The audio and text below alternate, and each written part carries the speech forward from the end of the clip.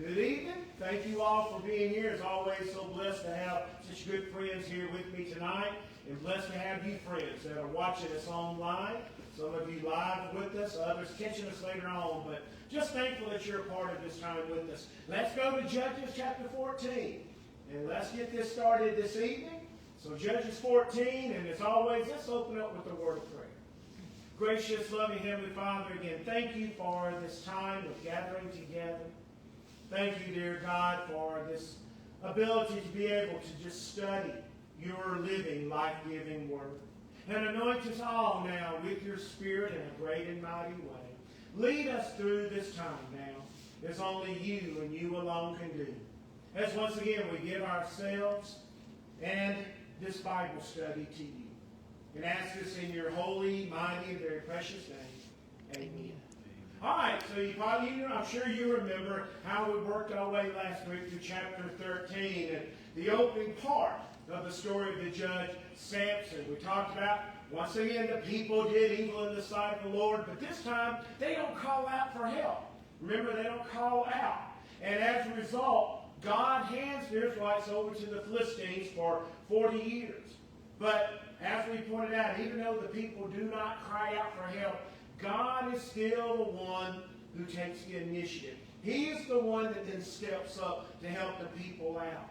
And he does this by sending an angel to the barren wife of a man named Manoah. And the angel tells Manoah's wife that she is going to conceive, have a son. But most importantly, he tells her that she cannot drink any kind of strong drink, wine, or anything like that. Cannot eat anything unclean, okay? Along with the instruction, she is not to allow a razor to come upon her son's head to let his hair be cut. And she's going to do all these things because her son's going to be a Nazarite to God from his birth, which really means he's going to be a Nazarite his entire life. And from this encounter with the angel, we learned how Manoah's wife, she is a woman of strong faith.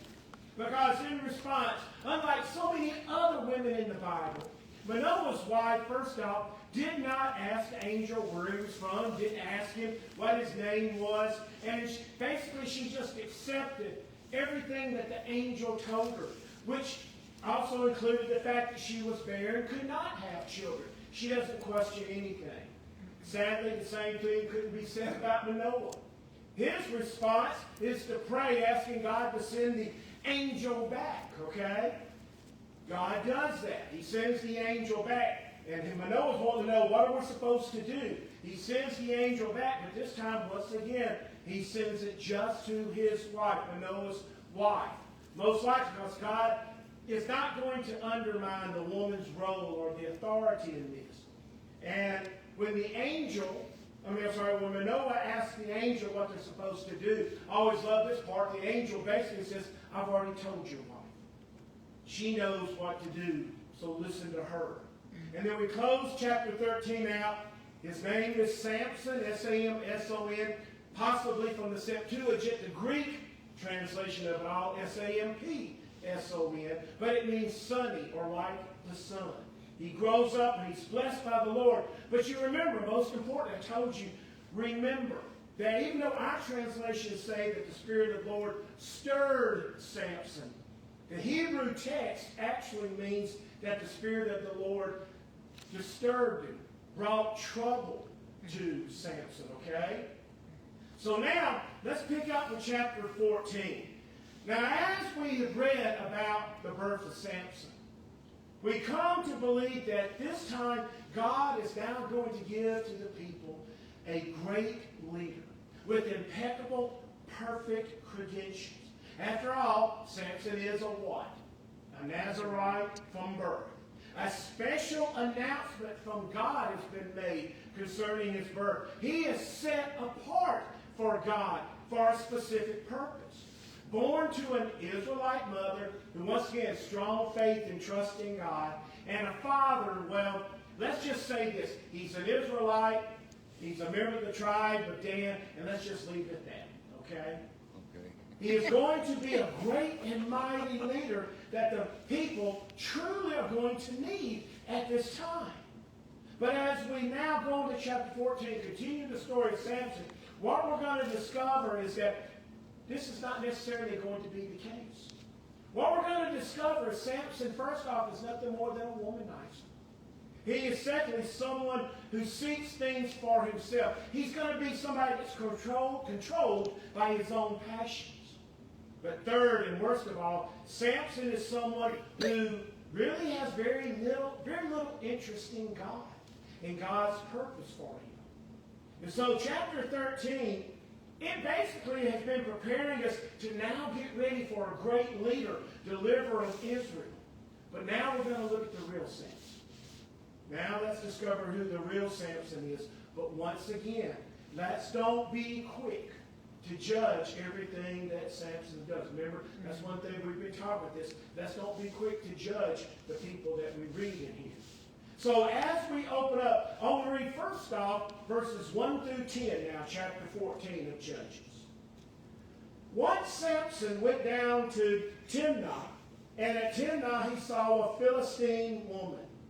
Then he came up and told his father and mother, I saw a Philistine woman at Timnah, now get her for me as my wife. But his father and mother said to him, Is there not a woman among your kin or among all our people, that you must go to take a wife from the circumcised Philistines?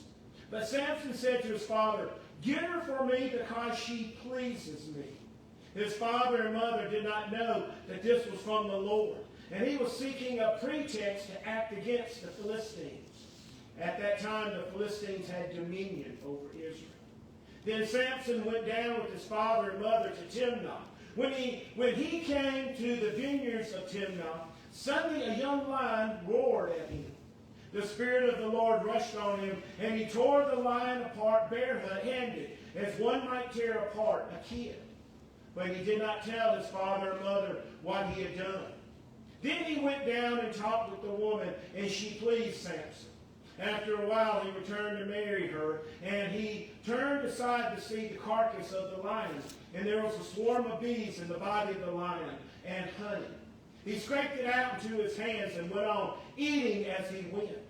When he came to his father and mother, he gave some to them, and they ate it. But he did not tell them that he had taken the honey from the carcass of the lion. His father went down to the woman, and Samson made a feast there, as the young men were accustomed to do. All right. Now, right off the bat, you're reading Samson's story, and it's a part of us, at least I believe, this is the way I feel, that we're not going to really like Samson. And there's two reasons right off the bat we don't like him. Because, first off, as a judge, he has made a choice to first off do what? What's his first choice? He's a Philistine woman. To marry a Philistine woman. But also, I don't know about you, but I also don't like the way that he talks to who? His father. His father and his mother, his parents, okay? The way that he orders them to get her for him. I guess it's just the good old Southern boy in me. You didn't talk to your parents like that, you know. When I was growing up, even when I was 22 years old, and one day I made a mistake and said to my father, yeah, what do you mean saying yeah to me? So, oh yes sir, I'm sorry, you know. So the thing is, you know, he orders them.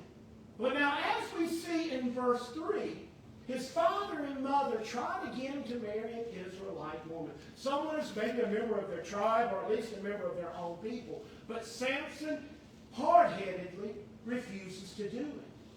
But it's from this that we're now going to learn, first off, two things. We're going to learn two things about how God is now going to use Samson. First off, when his parents ask him about why he cannot marry an Israelite woman, but instead he wants to marry this Philistine woman, what is Samson's response to them? She pleases me. Pleases him? He tells him he wants to marry her because of what reason? Well, first off, the New Revised Standard, I guess maybe the King James then says, Samson tells his parents, get her for me because she pleases me. Now, the NIV, Samson tells his parents, he says, she's the right one for me. But it's in the New Living Translation that Sandy and Harold have. that we get the closest to the original text. In the New Living Translation, it reads, "She looks good to me." And the reason why I say that the New Living Translation is the closest in the original human text, because in that text, in the original text, what Samson says to his parents is this: "She is right in my eyes." All right? She is right in my eyes.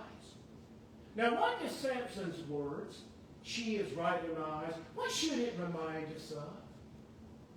It should remind us about what? One specific thing that has happened 5 times that we know of already in the book of Judges. Because every time we come to one of the stories, you remember there's 6 minor, 6 major judges. Now, some in the minor, but mainly in the major judges, their stories all start out with what statement? What's the thing that all the Israelites do? What is it that they do? Remember, again, the Israelites did what? Did what was pleasing in their what sight. Was evil in the sight of the Lord. Okay? Or another way to put this statement is saying that the Israelites did evil before God by doing what? By doing things either they wanted to do, or basically this, by taking the things that they want. They wanted. That they saw. Mm-hmm. They saw and they wanted, okay? A good example of this would be what? The way the Israelites continued to break the law by doing what? Evil. What was one of the things they continued to do? And I'm not talking about worshiping idols. What did Samson just do? The intermarriage. Oh. You know, they continue to break the law by intermarrying with those who are not Jewish. It goes against the law in Deuteronomy chapter 7. It's also found in the words of Joshua's last speech. In the book of Joshua chapter 23, he warns the Israelites about intermarriage. And he warned them that if they did this, then God would not drive out their enemies from the land. So when to see him, hear him, or read, "She is right in my eyes," it should instantly make us remember how the Israelites were always doing what they wanted, evil in the sight of the Lord. You see, one of the first things we're going to learn about Samson is this. It's believed that the main reason why God chooses Samson to be a judge is because then of what reason? You see, Samson's going to serve as a reflection of who? The Israelites. The Israelites. Samson's going to serve as a reflection of everything that the Israelites have been doing. Intermarriage, taking God for granted, forgetting about God. Now, so far, Samson has not worshipped an idol, okay? But these are the other things. Intermarriage, taking God for granted, forgetting about God. Samson, as we see, as he goes through this, we're going to start seeing a reflection. The things that he does are kind of, like I said, a basic reflection of how the Israelites have been acting. But what may really get us upset is also because the things that Samson was doing can also be a reflection of who? Can also be a reflection of us. Samson can be a reflection of who we are as well. Remember, one of the things that we've been talking about concerning the things that the Israelites do is that we should not be too quick to judge them. We don't need to judge them because if we take a close look at them, we can all actually discover what? It's about us. Ourselves.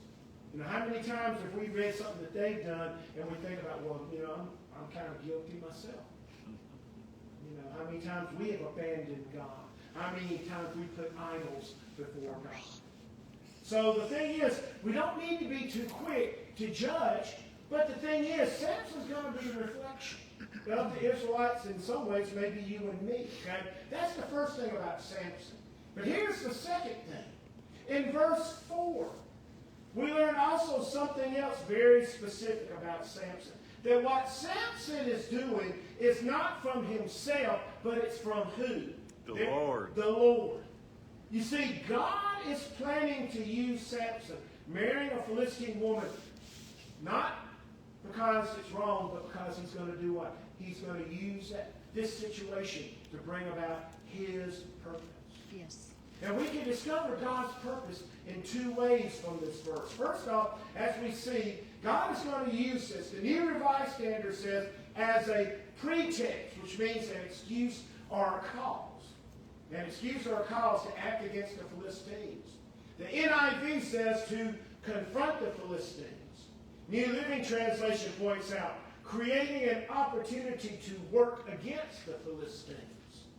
But here's the complete Jewish Bible, that we learn the real reason that God was behind doing this. In the complete Jewish Bible it says, God was seeking grounds for a quarrel, a fight with the Philistines. Okay? God's looking for a reason for a fight. Okay? And the reason why God, we believe, is seeking a quarrel, a fight against the Philistines, it's because of the way that these Philistines are actually treating the Israelites. Now again, if you're in the New Revised Standard like I am, you're told that the Philistines had dominion over Israel. The NIV and the New Living Translation says that they ruled over Israel. Anybody got any? The King James Version got anything different? Dominion. Dominion? Okay. But once again, we've got to go back to the original Hebrew text to discover what the Philistines are really doing to them. The Hebrew word here that is used for dominion or rule is masah. Now, masah should be a word that's familiar to us, because it's the same word that is used back in chapter 8 when the Israel wanted who to masah over them. Chapter 8. Who had the 300 soldiers? Gideon. Yeah. So remember, after Gideon, they want him to masah. They wanted him to be a masah, which means to take complete and total dominion or control over someone. This is not the word malak, which can be confused with masah. Malak means king. To rule over someone as a king would do for people in his kingdom. But this is about masah. That's what they say there in the original Hebrew text. For dominion or rule, it's masah. This is about taking full and complete control over someone's life. Having dominion over someone or a group of people in which you are doing what to them?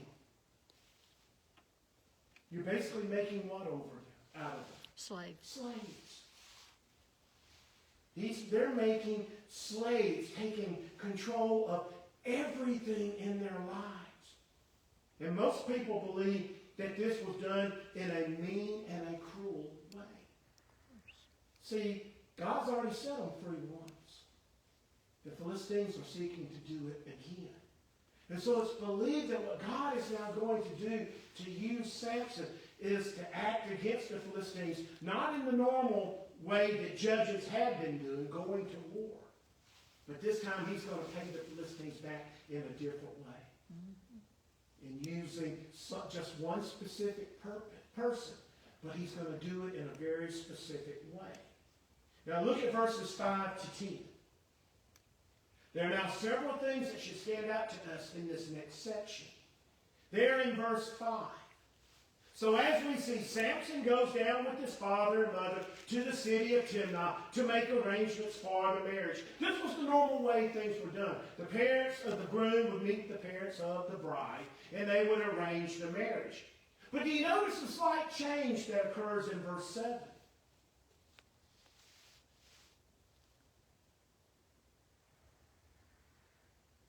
You know, in verse 5, Samson went down with his father and mother. But then in verse 7, we're told what? Went down by himself. By himself. Suddenly, though, as we see, he went down and talked with the woman. Now, for some reason, the narrator, the authors of this part, is making us believe that Samson went down.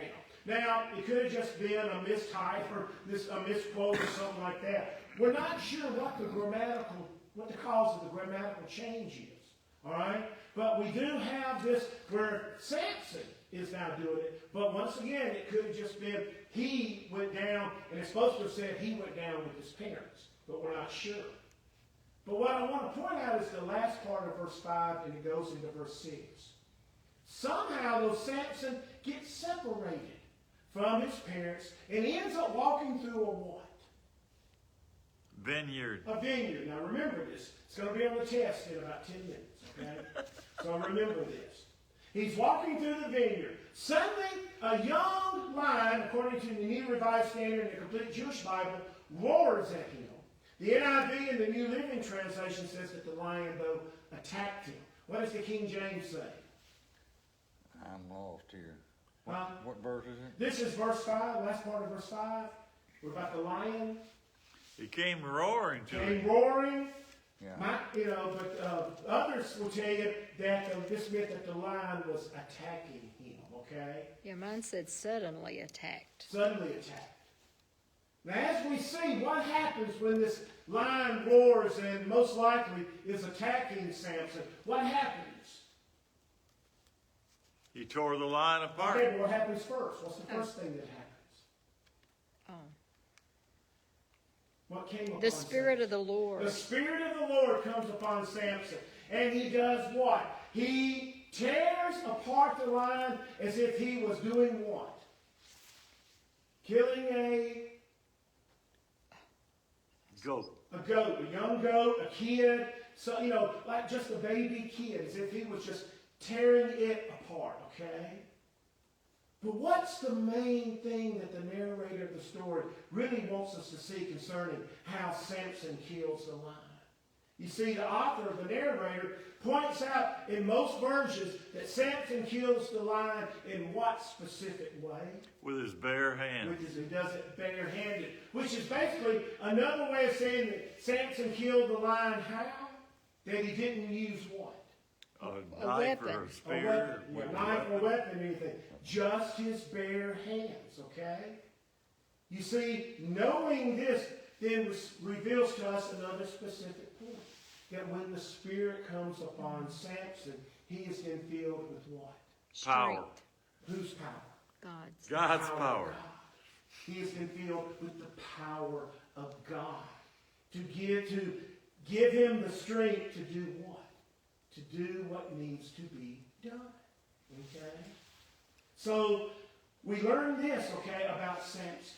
Then look at verse 10. We read that as final arrangements for the marriage are being made, Samson then throws a feast. Some say a banquet. Okay? Now, once again, it's the Hebrew text that helps us out here. The Hebrew word that's used here is mistake. Mistake. Which actually, it means more than just a feast or a banquet. What it means is a time of drinking and drunkenness. Okay? So it's not just some feast. It is a time of drinking, a time of getting drunk. And then in verses 8 and 9, we see that on the trip to marry the Philistine woman, Samson sees the carcass, the dead body of the lion that is killed. And inside the carcass is what? Honey. Honey. Bees who have made honey there. Samson goes over to the carcass, reaches in, gets a handful of honey, and then continues on his way. All right, now here comes the test. Okay? Because within all this, three specific things concerning Samson should now stand out to us.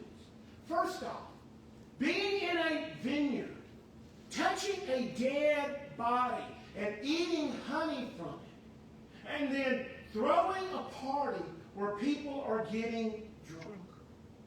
What should stand out to us about these three things that Samson has now done? He's kind of rebellious. Huh? Kind of rebellious. Okay, but there's something even more specific than that. This goes against the vows of being a what?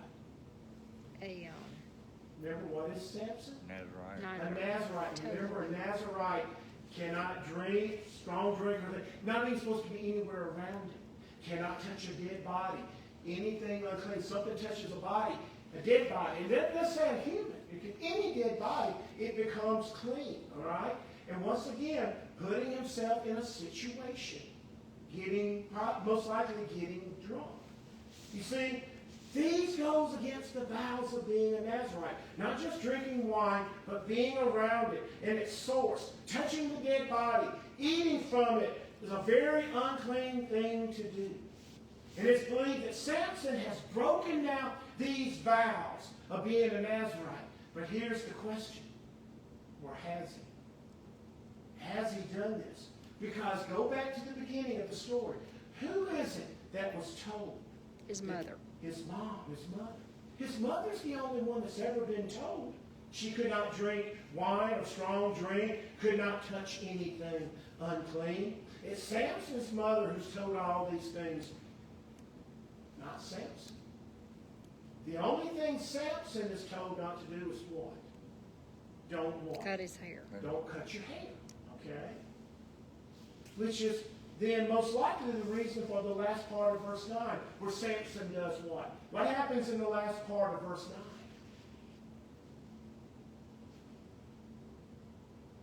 9? He doesn't what? He doesn't tell them where he found the honey. He doesn't tell his mother and father where the honey came from, because he knows what? It would make her unclean. It would make her break the vow of being a Nazarite. Now, some scholars are going to tell you that it doesn't matter if these instructions were given only to his mother. We're told that he is a Nazarite from birth, which means that the vows should pertain to him. But, as we see, just like in the case of the line, Samson is still, what still continues to happen to Samson, do you think? The Spirit of the Lord is going to continue to come upon him. Even if he has known, if he's broken the vows or not.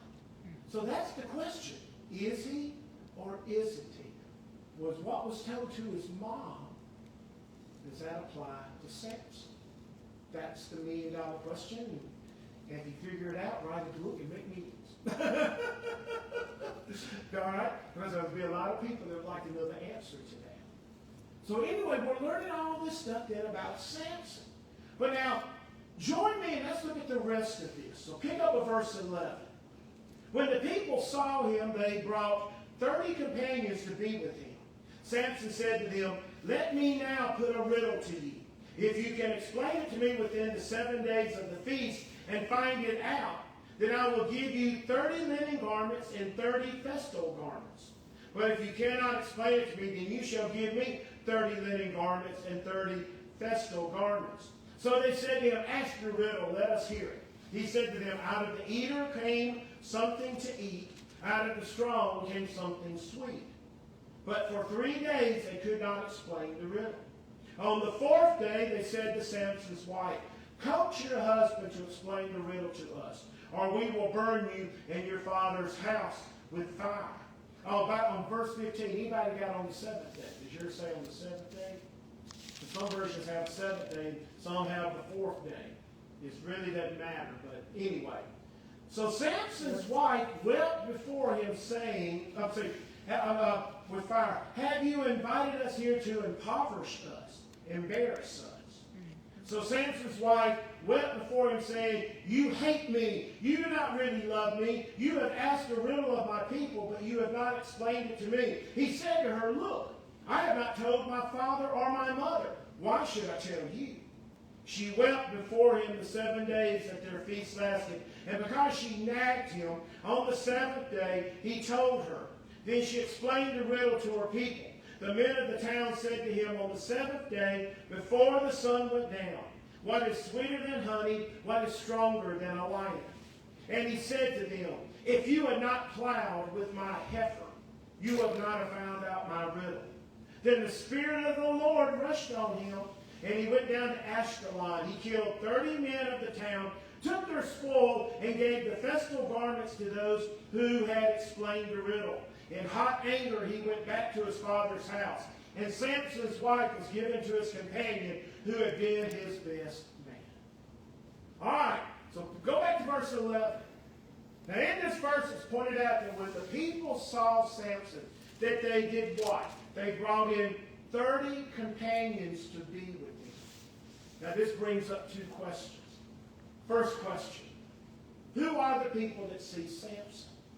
Now most likely it's the Philistines, the bride's parents and family and friends who are there, because no mention is made of Samson having anyone from his city or from his family other than the parents, his parents, being there with him. So it's believed that when the Philistines saw him. Which leads us then to the second, bigger question.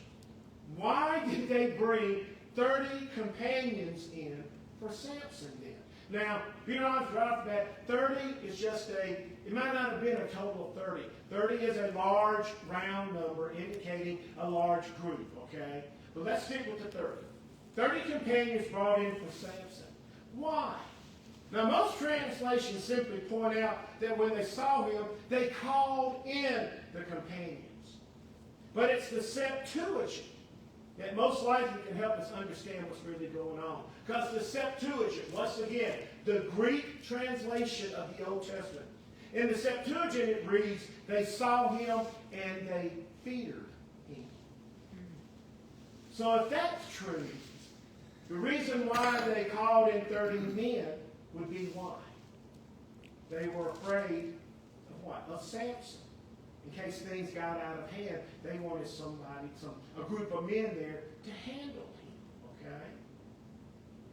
But as we see, Samson makes a bet with his 30 companions. They cannot guess the answer to the riddle. Out of the eater came something to eat. Out of the strong came something sweet. Now, your versions may have a little change there, but that's basically it. Now, we see this. We know it's a reference to the lion that he killed and the honey that he took out of the carcass.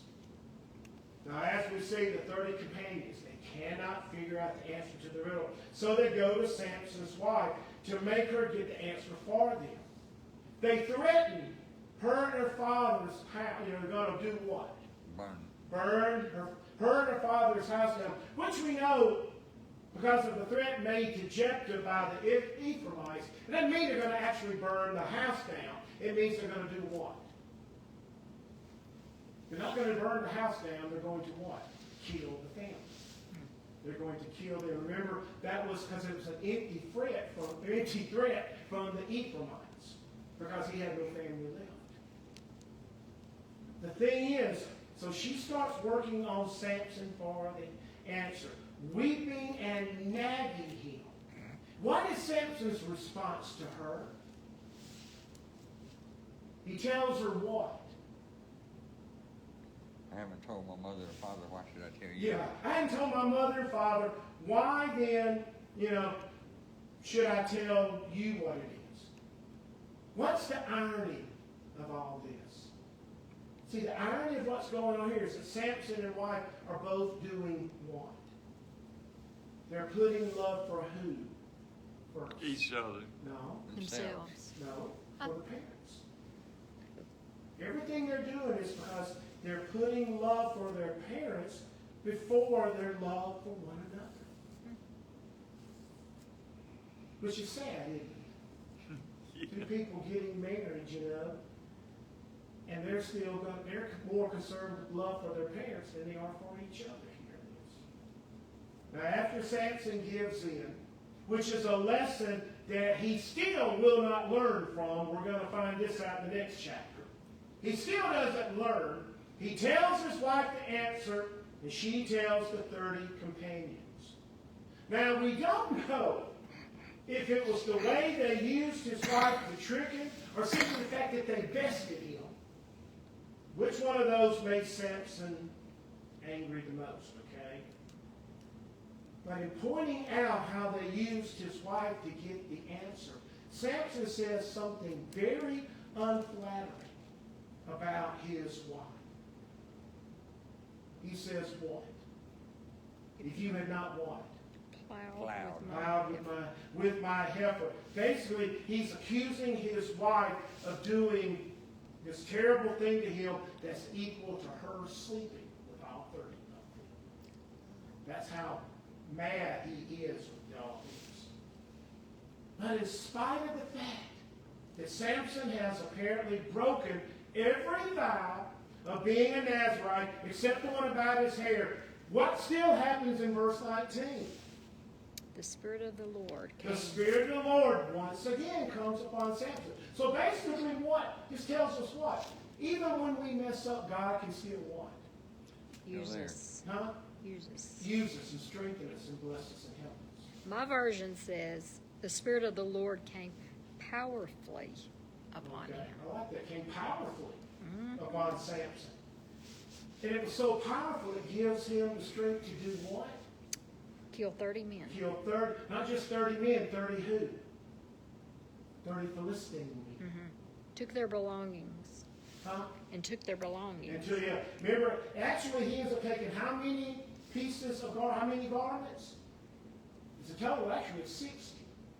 Remember, there are 30 linen garments and 30 festal garments. The sad part is they cheat to win the bet to get the answer to the riddle. But as a result, not only do, they get their garments, but they get it at the expense of what? 30 of their brethren being killed. So, Yeah. but then as we see in verses 19 and 20, Samson in his anger goes back home, and his wife is given in marriage basically to his best man. So this is the end of chapter 14 in Samson's story. But close out, there is one interesting thing that has been brought up concerning Samson's riddle.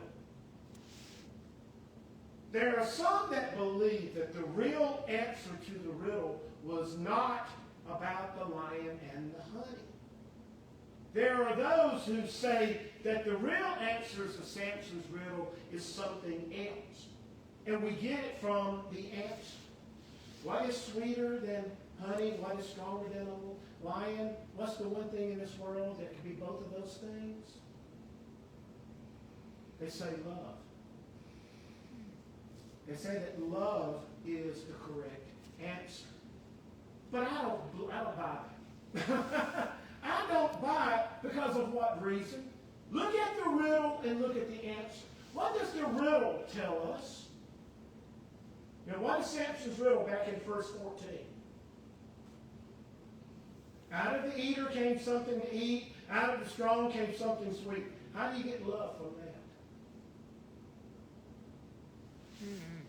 Now, I can understand what is sweeter than honey, what is stronger than a lime. But the thing is, that's the answer. But that's not the riddle he asked. The reason why I don't believe the actual answer to Samson's riddle has nothing to do with love. Only the answer, only the answer we can give is a connection.